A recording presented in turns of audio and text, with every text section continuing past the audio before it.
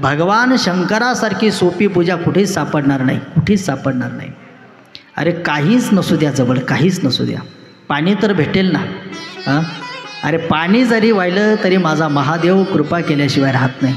एका कनप्प नावाच्या असणाऱ्या भक्ताची एक कथा सांगतो. गीता प्रेस गोरखपूरमध्ये शिवांकमध्ये छापून आलेली आहे. सुंदर कथा आहे. कनप्प नावाचा असणारा भिल्ल एका वनामध्ये राहत होता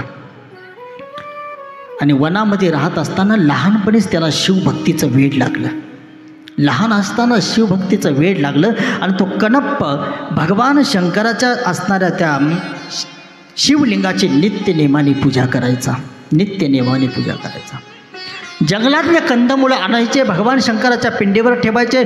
जंगलातले असणारे फुलं तोडून आणायचे, भगवान शंकराच्या पिंडीवर व्हायचे. असा कनप्पाचा नेम होता.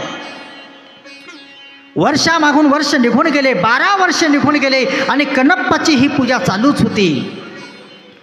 भगवान शंकराला दया आणि एक दिवस भगवान शंकराने काय केलं, या कनप्पाची परीक्षा घ्यायची ठरवली. काय परीक्षा घेतली? खूप कठीण परीक्षा.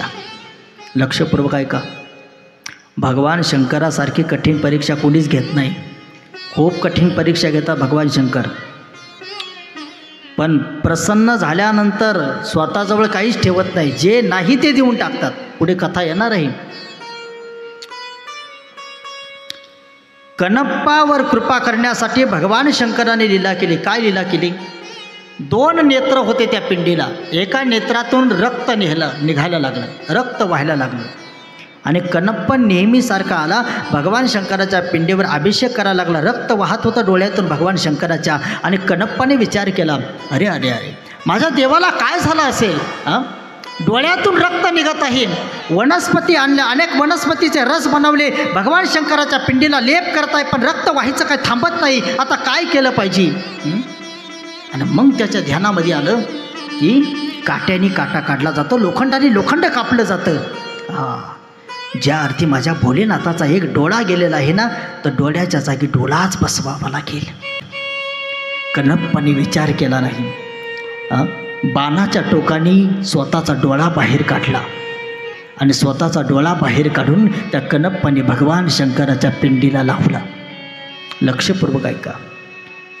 भगवान शंकराने काय केलं, दुसराही डोळा फोडून टाकला आणि दुसऱ्याही डोळ्यातून रक्त व्हायला लागलं आणि रक्त व्हायला लागल्यानंतर मग कनप्पाने विचार केला, दुसराही डोळा भगवान शंकराचा फुटला आहे. आणि मग विचार केला नाही, एक हात पिंडीवर ठेवला, एक हात पिंडीवर ठेवला आणि म्हणतात की आपल्या पायामध्ये, पायाच्या अंगठ्यामध्ये बाण लावला आणि दुसराही डोळा काढला बाणाने आणि डोळा बाहेर काढून तो दुसऱ्या आपल्या उजव्या हातावर घेतला आणि तोही डोळा भगवान शंकराच्या पिंडीला लावला.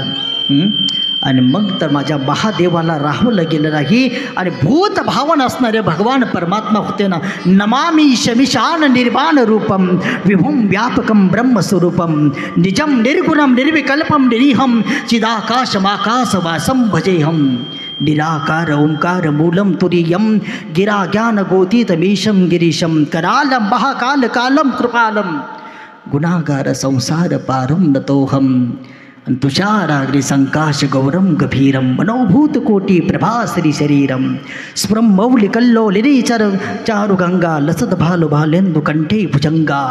आणि ते भगवान सांब सदाशिव प्रगट झाले त्या ठिकाणी. भगवान शिव प्रगट झाले आणि कनप्पा एका बाजूला उभा राहिला. भगवान शंकर दिसत नाही समोर, दोन्ही डोळे राहिलेले नाही. कनप्पाच्या डोळ्यातून अश्रू आले आणि मग भगवान शिव म्हणतात, वरम ब्रूही वरम ब्रूही. डंबरू वाजवलं आणि मग कनप्पाच्या ध्यानामध्ये आला की माझा महादेव माझ्या समोर प्रगट झालेला आहे, पण पाहण्यासाठी डोळे नाही. आणि मग कनप्प आतुर अत्यंतिक व्याकुळ झाला देवाला पाहण्यासाठी आणि माझ्या परमात्म्याने जाणलं, अरे माझ्या भक्ताला माझं दर्शन करायचं आहे. आणि भगवान परमात्म्याने ज्याप्रमाणे ध्रुव बाळावर भगवान विष्णूंनी कृपा केली होती, योंत प्रविश्य मम वाचमिमां प्रसुतां संजीवयत्यखिल शक्तिधर स्वधामनाम अन्यां सहस्त्रचरण श्रवणत्वगादीन प्राणा नमो भगवते पुरुषाय तुभ्यम. त्या ध्रुवावर कृपा केली. तसाच माझ्या भगवान सांब सदाशिवांनी शंख शंख कणप्पाच्या डोळ्याला लाभला आणि कणप्पाला दिव्य दृष्टी प्रकट झाली आणि त्या दिव्य दृष्टीच्या द्वारे कणप्पाने भगवान सांब सदाशिवांचं दर्शन केलं, भगवान शंकराचं दर्शन केलं. आणि मग असे असणारे भूत भावन भोलेनाथ हे ब्रह्मदेवजी महाराज म्हणतात की अरे नारदा, त्यांना काहीच लागत नाही, फक्त एक भाव पाहिजे. मैं भाव का भूखा हो, भाव तूने सब कुछ दिया है ओ मेरे भोलेनाथ,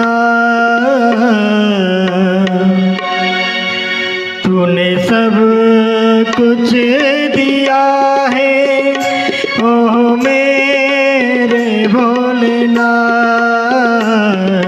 डमरू वाले त्रिशूल वाले मेरे भोलेनाथ, डमरू वाले त्रिशूल वाले